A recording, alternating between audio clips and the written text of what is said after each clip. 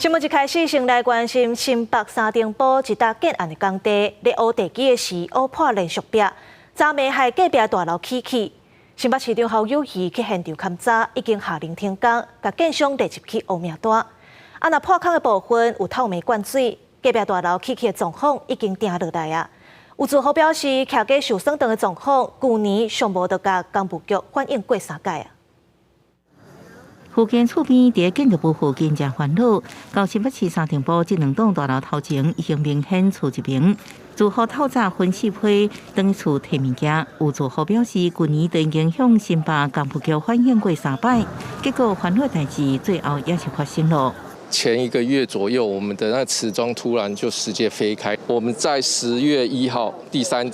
算是第三次在反映。对，但是回复还是一样是官方文章。发生状况新建案原本要去13楼、地下3楼大楼，想要到挖甲地基的时阵，就发生连续壁破空，致使地下水甲山土流失，造成隔壁建物厝一边。好在再经过几暝灌水、平衡水压，目前厝过去的状况已经稳定落来。那在这种地下水位比较高的情况之下呢，那个水压会从破洞的地方进行宣泄，宣泄的结果会连带的带动整个周遭地盘的土壤可能会有掏空或掏刷的一个影响。新北市长侯友宜2摆去巡视，除了命令建商停工，各加重处罚，也强调会甲建商列入黑名单。这个建商我们先把它列为